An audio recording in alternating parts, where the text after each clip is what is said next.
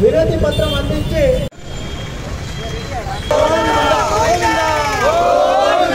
ఏడుకొండలవాడ వెంకట రమణ ఆపత్ బాంధవ అనాథ రక్షక ఓ శ్రీనివాస శ్రీ శ్రీనివాస భక్తవత్సల భాగవత ప్రియ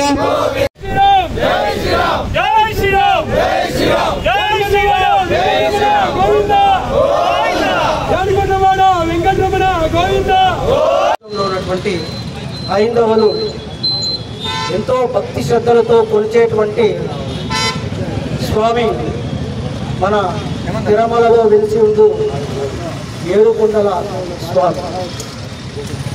దేశ విదేశాల నుండి ఎంతోమంది భక్తులు ఎంతో భక్తి శ్రద్ధలతో, కొందరైతే వేల కిలోమీటర్ల దూరం నుండి పాదయాత్రలు చేస్తూ గంటల తరబడి రోజుల తరబడి ఆ క్యూ లైన్లో వేచి ఉండి ఆ స్వామిని దర్శించుకొని ఆ స్వామి దర్శన భాగ్యంతో మన జీవితం పునీతమైంది అని చెప్పి భావనతోటి ఆ స్వామిని ఎంతో భక్తి శ్రద్ధలతో కొలుస్తూ ఉంటారు. ఆ స్వామిని ఎలా భక్తి శ్రద్ధలతో కొలుస్తారు అంతే భక్తి శ్రద్ధలతో అక్కడ అందించేటువంటి తిరుమల ప్రసాదం, లడ్డూ ప్రసాదాన్ని కూడా అంతే భక్తి శ్రద్ధలతో తీసుకుంటారు. మన ఆంధ్ర రాష్ట్రంలో కాదు, మహారాష్ట్ర, గుజరాత్ ఇలాంటి చోట వాళ్ళకి అదేమి మాణిక్యాలు వజ్ర వైడూరాలు ఎత్తుకొని ఇస్తే కూడా వాళ్ళ మొగాల్లో చిరునవ్వు కనబడదు. అయితే ఒక లడ్డూను తీసుకొని వాళ్ళకి ఇస్తే కన్నా ఎంతో ఆత్మీయతని, ఆదరణని చూపెడతారంటే ఆ తిరుమల ప్రసాదానికి ఉన్నటువంటి విలువ, భక్తి అంతటి. అలాంటి తిరుమల ప్రసాదం మీద గత 5 రోజులుగా వినవస్తున్నటువంటి వార్తలు చాలా బాధాకరం. అలాంటి ప్రసాదాన్ని మేము స్వీకరించామా అనే భావనతోటి సమస్త హైందవులు సతమతమవుతున్నారు. కాబట్టి మేము అధికారులకి, ప్రభుత్వ అధినేతలకి తెలియజేసేది ఏమంటే, ఈ దురాగతానికి ఎవరు పాల్పడి ఉన్నా, ఆ దురాగతం జరిగి ఉంటే ఖచ్చితంగా వారికి 100% శిక్ష పడాలా. మా హైందవుల అందరూ కూడాను ఒక సంతృప్తిగా, ఇప్పుడు జరిగిన నష్టం పూడ్చలేనటువంటిది, ఆ కొంతలో కొంత నష్టాన్ని పూడ్చగలిగినట్టు.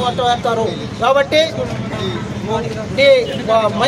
సిబిఐ ద్వారా ఎంక్వైరీ చేయడం కావచ్చు, లేదా సుప్రీంకోర్టు ద్వారా న్యాయవాదుల ద్వారా ఎంక్వైరీ చేసో ఏదో ఒక రూపంలో త్వరితగతిన దీనికి శిక్ష చేసిన వాళ్ళకి తప్పకుండా శిక్ష పడాలా, లేదా ఏదో ఒకటి క్లారిటీ రావాలని చెప్పి మేము విన్నవించుకుంటున్నాము. అలాగే ఆలయాల్లో ఎవరినైనా బోర్డు కమిటీలో నియమించేటప్పుడు వాళ్ళకు ఉన్నటువంటి అర్హతల్ని పరిగణనలోకి తీసుకోవాలా.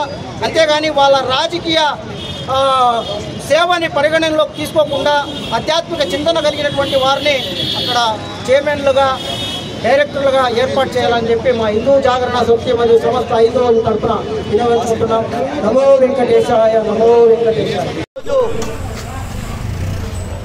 హిందూ బంధువులు, హిందూ సోదరులు, అదేవిధంగా హైందవ సమాజానికి సంబంధించినటువంటి ప్రతి ఒక్కరు కూడా ఈ కార్యక్రమంలో పాల్గొంటూ ఉన్నారు.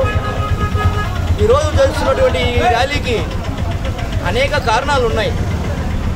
ముఖ్యంగా శ్రీ వెంకటేశ్వర స్వామి దైవ సన్నిధిలో జరిగినటువంటి అపరాధాన్ని ఈరోజు ప్రపంచవ్యాప్తంగా ఉన్నటువంటి దళితులు కూడా ఈరోజు చాలా బాధపడుతూ ఉన్నారు.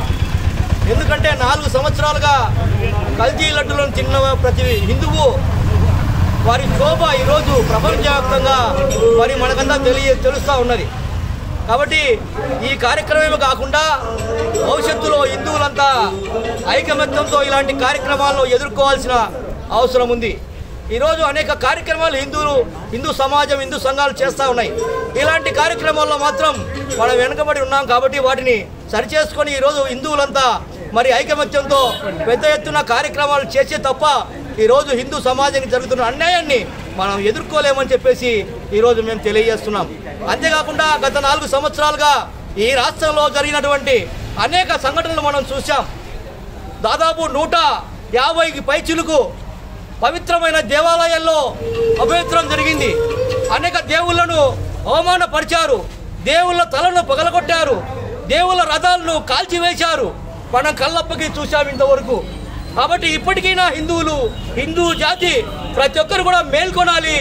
వాటికి సంబంధించినటువంటి మనం కూడా సమాయత్తం కావాలి. దాటిని ఎదుర్కొనేదానికి సమైక్యంగా మనం బలమైన శక్తిగా ఈ హిందూ జాతి ఎదగాలని చెప్పేసి మేమైతే కోరుకుంటూ, వెంటనే ఎవరైతే ఆ కార్యక్రమాలు తిరుమల దేవస్థానంలో లడ్డూకు సంబంధించిన కార్యక్రమాలు ఎవరైతే చేశారో వారి కఠినంగా శిక్షించాలని చెప్పేసి మేమైతే డిమాండ్ చేస్తున్నాం. వాళ్ళు శిక్షించకపోతే హిందూ జాతి క్షమించదు. ఈ కార్యక్రమాలు ఇంకా పెద్ద ఎత్తున చేయాల్సిన అవసరం ఎంతైంది, చేస్తాం కూడా అని చెప్పేసి తెలియజేస్తా ఉన్నాం. తిరుమలలో జరిగిన అపచారానికి మేమందరము చాలా బాధపడ్డాము. ప్రతి హైందవుడు తన మనసులోని బాధను వెళ్ళగక్కడానికి ఏదో రూపంగా నిరసన తెలియజేయాలని భావించి పుంగనూరు టౌన్లో ఉండే 50 మంది హిందువులు కలిసి ఈరోజు ఈ ర్యాలీని నిర్వహిస్తున్నాము. ఈ ర్యాలీ ద్వారా పోలీస్ స్టేషన్లో ఒక మెమరాండం సమర్పిస్తూ మా నిరసనను శాంతియుతంగా గోవిందనామాలతో ప్రతి ఒక్కరికి తెలియజేయాలని మేము ఈ కార్యక్రమాన్ని ప్రారంభిస్తున్నాం. ఓం నమో వెంకటేశాయ.